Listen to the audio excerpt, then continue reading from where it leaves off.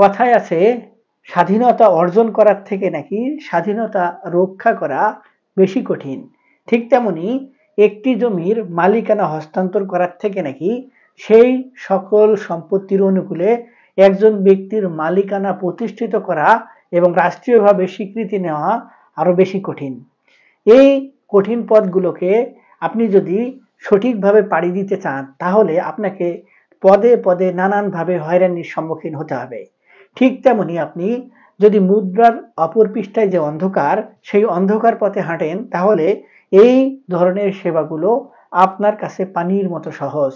ঠিক এই বিষয়গুলোকে সমন্বয় করে ভূমি মালিকদের দীর্ঘদিনের অভিযোগের সমাধান দেওয়ার জন্য এবং ভোগান্তিহীন ভূমি সেবা প্রদানের লক্ষ্যে ভূমি মন্ত্রণালয় থেকে নেওয়া হয়েছে দুটি কঠোর সিদ্ধান্ত এবং এই সিদ্ধান্তগুলো বাস্তবায়ন করার জন্য ভূমি অফিস থেকে শুরু করে যাবতীয় কর্তৃপক্ষকে বিশেষ নির্দেশনা প্রদান করা হয়েছে। আজকের ভিডিওটিতে আমি এই দুটি পদক্ষেপ কিভাবে বাস্তবায়িত হবে এবং ভূমি মালিকেরা কিভাবে এই দুটি পদক্ষেপের সুফল গ্রহণ করবেন এই সংক্রান্ত বিষয় নিয়ে বিস্তারিত আলোচনা করব। তো ভিডিওর বিষয়বস্তু বুঝতে গেলে ভিডিওটি আপনাদেরকে মনোযোগ সহকারে দেখতে হবে। আর যদি ভিডিওটি দেখার পর আপনার ভালো লেগে থাকে, আরো কোনো ধরনের ভিডিও দেখার আগ্রহ জন্মায়, তাহলে আমাদের চ্যানেলটি সাবস্ক্রাইব করে রাখতে পারেন। আর যদি আপনি নিয়মিত আমাদের ভিডিওগুলো দেখে থাকেন তাহলে বরাবরের মতো লাইক, কমেন্ট এবং শেয়ার করে আমাদেরকে অনুপ্রেরণা দিবেন। ভূমি সেবা সংক্রান্ত যে সকল বিষয় রয়েছে এবং ওই বিষয়গুলো যে সকল প্রতিষ্ঠান থেকে সেবা প্রদান করা হয় এগুলো কিন্তু সম্পূর্ণটাই বিভিন্ন অধিদপ্তরের মধ্যে বিন্যস্ত করে দেয়া আছে। এই অধিদপ্তরগুলোকে আবার ভূমি মন্ত্রণালয় থেকে তদারকি কিংবা কন্ট্রোল করা হয়। ভূমি অফিসের এই লাগামহীন যে দুর্নীতির কথা আমরা শুনি, অর্থাৎ জমির দলিল রেজিস্ট্রেশন করতে গেলে ভোগান্তি, এই সকল সম্পত্তির অনুকূলে নামজারি কিংবা খারিজ করতে গেলে ভোগান্তি, খাজনা দিতে গেলে ভোগান্তি, পরবর্তীতে সম্পত্তির অনুকূলে যে কোনো ধরনের সেবা নিতে গেলেই ভোগান্তি আর ভোগান্তি। এটি কিন্তু আমাদের কথা না, যারা ভূমি সেবা গ্রহণ করতে যায় তাদেরই কথা।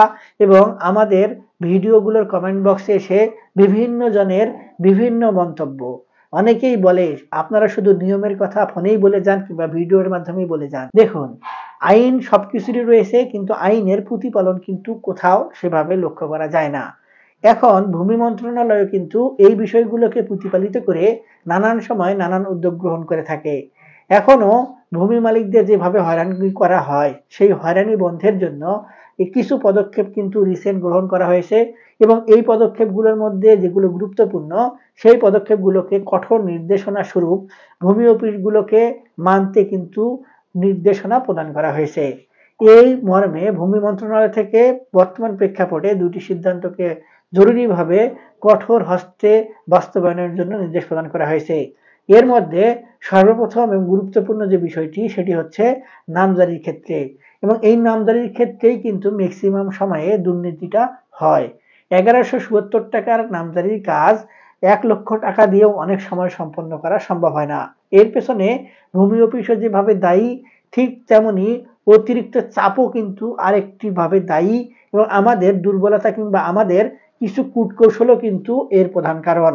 এখন ভূমি অফিস থেকে যে নামজারিগুলো প্রদান করা হয় এগুলোকে সহজীকরণ করার জন্য এবং আপডেট করার জন্য এবং পরবর্তীতে যেন এই নামজারি সংক্রান্ত বিষয়গুলো নিয়ে রাষ্ট্র কোনোভাবে ভোগান্তি শিকার না হয় কিংবা কোনো ভূমি মালিক ভোগান্তি শিকার না হয়, এর জন্য নামজারিতে বিশেষ কিছু নির্দেশনা এসেছে। এর মধ্যে সর্বপ্রথম যে নির্দেশনাটি সেটি হলো, যদি কোনো ব্যক্তি ওয়ারিশান সম্পত্তি কিংবা পৈতৃক সম্পত্তির ক্ষেত্রে নামজারি করতে আসে তাহলে তাকে কিছু বিশেষ পদক্ষেপ গ্রহণ করে কিংবা কিছু নির্দিষ্ট ধাপ অনুসরণ করে নামজারির আবেদন করতে হবে। এই নামজারির আবেদনটা কিন্তু আমরা এখন যেভাবে দেখে এসেছি কিংবা আমাদের প্রবণতা যেটা সেটা হলো, নামজারি আমরা শুধু এসে ভোগে ডাকে কিংবা যেভাবে পারি সেইভাবে করে থাকি। এখন একজন ব্যক্তি একটি ওয়ারিশান সম্পত্তি কোনোভাবে ভোগ দখল করছেন, সেই ভোগ দখল সূত্রে তিনি যে দাগে সম্পত্তিটির মালিকানায় নিয়ে ভোগ দখল করছেন উনি এসে সেই দাগটা ধরেই তার নামে নামজারি করতে চায় এবং পরবর্তীতে যখন দেখা যায় যে এইভাবে নামজারি হয় না তখন তিনি নানান কৌশল অবলম্বন করার চেষ্টা করেন। এক্ষেত্রে তিনি দালাল ধরেন, বিভিন্নভাবে সুপারিশ করেন এবং শেষ পর্যন্ত অর্থের প্রলোভন দেখান। এখানেই কিন্তু বিষয়গুলো ঘটে। অনেকেই কিন্তু বিষয়গুলোকে তেমন আমলে না নিয়ে বাদ দিয়ে দেয়, আবার অনেকেই এই বিষয়গুলোকে গুরুত্ব সহকারে নিয়ে কিছু টাকা পকেটে ভরে এই অসাধু উপায় অবলম্বন করে নামজারি করে দেয়, যার পরিপ্রেক্ষিতে ওয়ারিশদের মধ্যে নিজেদের গ্যাঞ্জাম তৈরি হয়, পরবর্তীতে সম্পত্তি ভাগাভাগি নিয়ে আদালত পর্যন্ত গড়ায়। এই জন্যই কিছু বিশেষ নির্দেশনা কিন্তু কঠোরভাবে দেওয়া হয়েছে। এগুলো হলো, যখন কোনো একজন ব্যক্তি কিংবা সমষ্টিময় কিছু ব্যক্তি কোনো ওয়ারিশান সম্পত্তি অর্জনের সুযোগ পায়, তখন সর্বপ্রথম তিনি কিংবা তারা যে সকল সম্পত্তি কিংবা যার সম্পত্তির অংশ কিংবা মালিকানা পাওয়ার যোগ্য, সর্বপ্রথম ওই সকল ব্যক্তির মৃত্যু সনদ সংগ্রহ করতে হবে এবং এগুলো সাধারণত স্ব ইউনিয়ন পরিষদে রেজিস্ট্রেশন করা হয়।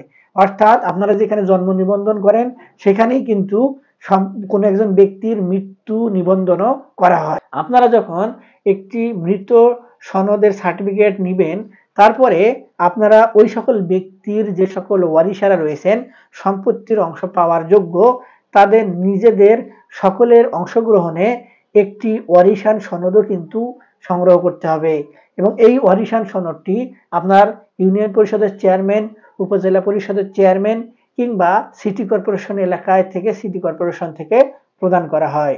তারপরে আপনারা ওই ওয়ারিশান সনদটিতে সকলের অংশগ্রহণের পরে যে সনদটি পেলেন, ওই সনদে যে সকল ব্যক্তির নাম রয়েছে সকলে মিলে আপনাদের নিজেদের যে ওয়ারিশান সম্পত্তি মীমাংসা কিংবা আপোষে বসে সেগুলো ভাগ বটারা করতে হবে এবং ভাগ বটারা করার পরে আপনাদেরকে যেভাবে সম্পত্তির অংশ বুঝে নিলেন সেইভাবেই একটি বন্টন দলিল কিংবা আপোষ বন্টন দলিল কিংবা বাটোয়ারা দলিল, যে যাই বলুন, এই ধরনের একটি দলিল তৈরি করতে হবে। এখন অনেক ক্ষেত্রেই এই ভাগ বন্টনগুলো নিজেদের আপোষ বন্টনে হয় না, সকলেই ভালো সম্পত্তি নিতে চায়, সকলেই সুযোগ সুবিধা নিতে চায়, এজন্য দিনের পর দিন বছরের পর মাসের পর মাস সম্পত্তির ভোগ দখল ঝুলে থাকে। এখন এই সুযোগটি নিয়ে কিন্তু পরবর্তীতে আগে যেভাবে বললাম অনেকেই নামজারি করে নিতে চায়। তো আপনারা সর্বপ্রথম এই বন্টন দলিল করবেন, যদি কোনোভাবে না হয় তাহলে আপনারা কোনো একজন ব্যক্তি আদালতের শরণাপন্ন হয়ে বাটোয়ারার মামলা করতে পারেন এবং এক্ষেত্রে অন্য সকল ওয়ারিশকে আপনাদের বিবাদী করতে হবে, তাহলে আদালত থেকেও এই ভাগ বন্টনগুলো করে দেওয়ার সুযোগ রয়েছে। তারপরে এই আদালতের রায় কিংবা আপনাদের এই যে ওয়ারিশান বন্টন দলিল এটি নিয়ে গিয়ে সাব রেজিস্ট্রি অফিসে রেজিস্ট্রেশন করতে হবে। রেজিস্ট্রেশন করার পরে কিংবা আদালতের রায়ের কপি নিয়ে আসার পরে আপনারা ওই সকল ডকুমেন্টের উপর ভিত্তি করে নামজারির জন্য আবেদন করতে হবে। এরপরে আপনাদের ওই সকল নামজারির আবেদনের পরিপ্রেক্ষিতে এসিলেন্ট মহোদয় সরেজমিনে তদারকি করে এবং আপনাদের যে সকল ডকুমেন্ট আপনারা সাবমিট করেছেন সেই সকল ডকুমেন্টের উপর বেসিস করে আপনাদের নামে নামজারি করে দেওয়ার ব্যবস্থা গ্রহণ করবেন। এবং দ্বিতীয় একটি যে নির্দেশনা প্রদান করা হয়েছে সেটি হলো, যদি কোনোভাবে খতিয়ানে ভুল হয় এবং সেই ভুলগুলো যদি সম্পত্তির মালিকানায় থাকায় কিংবা মালিকানা প্রমাণ করার জন্য কোনোভাবে বাধার বিঘ্ন ঘটে কিংবা সৃষ্টি করে, কিংবা যে ভুলটি সংশোধন না করলেই নয়, এই ভুলগুলো যেন আর কোনোভাবেই এসিলেন্ট অফিস থেকে বাউন্স করে আদালতে না পাঠানো হয়। অর্থাৎ কিছু ভুল থাকে, যেমন নামের বানানে ভুল, সম্পত্তির দাগ নম্বরে ভুল, কিংবা সম্পত্তির যে অংশ পাওয়ার কথা যেভাবে ওই অংশগুলো কোনোভাবে ভুল থাকে, সম্পত্তির যে বিবরণ থাকে, সম্পত্তিটি কোন প্রকৃতির কোন শ্রেণীর এই সংক্রান্ত যদি কোনো ভুল থাকে, পূর্বে কোন ব্যক্তি সম্পত্তি ভোগ দখল করছে, পূর্বের খতিয়ানগুলো কিভাবে এসেছে, এগুলোর ইনফরমেশনে যদি কোনো ভুল থাকে, তাহলে এই ভুলগুলো যেন আর কোনোভাবেই আদালতে না যায়, মিস কেস না হয় কিংবা আদালতে মামলা করা না হয়, এই জন্য নির্দিষ্টভাবে ভূমি মন্ত্রণালয় থেকে এসিলেন্ট মহোদয়গণকে নোটিশ কিংবা প্রজ্ঞাপনের মাধ্যমে ক্ষমতা প্রদান করা হয়েছে। এখন থেকে এই সংক্রান্ত ভুল এসিলেন্ট অফিসে আবেদনের পরিপ্রেক্ষিতে সংশোধন করে দেওয়ার জন্য নির্দেশনা প্রদান করা হয়েছে। এই জন্য ভূমি মালিকদেরকে শুধুমাত্র নির্দিষ্ট কিছু পদক্ষেপ অনুসরণ করে এসিলেন্ট অফিসে আবেদন করতেই এবং তারা সেই সকল আবেদনের পরিপ্রেক্ষিতে এই সকল ভুলের সমাধান করে দিবেন। এবং কিছু কিছু ক্ষেত্রে আমরা এখন দেখছি সেটি হলো, এই খতিয়ানগুলোর উপরেই তারা কলম দিয়ে লিখে সংশোধন করে পরবর্তীতে সিল মেরে দিচ্ছেন যে এটি সংশোধন করা হয়েছে, পরীক্ষিত, সত্যায়িত, এবং এটির মাধ্যমেও কিন্তু আপনার ওই খতিয়ানটি দিয়ে সম্পত্তি ভোগ দখল করতে পারবেন। কিন্তু বর্তমানে যেহেতু অনলাইন বেসড কিছু খতিয়ান তৈরি করা হচ্ছে এবং নামজারির অনলাইনেই আবেদন করার সুযোগ রয়েছে, সেক্ষেত্রেও কিন্তু এখন আরো বিষয়গুলো সহজ হয়ে গিয়েছে। আপনাদের যদি কোনো ভুল হয় তাহলে আবেদনের পরিপ্রেক্ষিতে এসিল্যান্ড মহোদয় সরাসরি অনলাইন থেকেই আপনাদের ওই ভুলগুলো সংশোধন করে দিয়ে আপনাদের পুনরায় প্রিন্ট কপি বের করে দেওয়ার ব্যবস্থা করবেন, কিংবা আপনারাও পরবর্তীতে অনলাইন থেকে নিজেই এই প্রিন্ট কপিগুলো বের করতে পারবেন। এবং এই সিদ্ধান্তটির মাধ্যমে ধরা হচ্ছে যে আদালতে আর এই নামজারি সংক্রান্ত কিংবা ভুল সংক্রান্ত বিষয়গুলো নিয়ে আর কোনোভাবে মামলা তৈরি হবে না। তবে কিছু ক্ষেত্রে হয়তো আদালতে শরণাপন্ন হতে হবে, সেই বিষয়টি অন্য।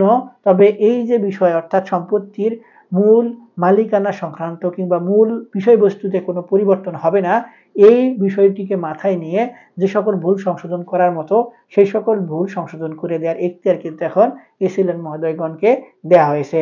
তো ভিউয়ার্স, আশা করি আপনারা বুঝতে পেরেছেন যে ঠিক কোন বিষয়গুলো নিয়ে কঠোরভাবে নির্দেশনা প্রদান করা হয়েছে এসিলেট অফিসকে, এবং কিভাবে এই নির্দেশনাগুলো বাস্তবায়ন হবে, এবং কিভাবেই বা আপনারা আপনাদের সেই সকল সেবা এখন নিরবিচ্ছিন্নভাবে নির্দেশনাবলী অনুসরণ করে নিতে পারবেন।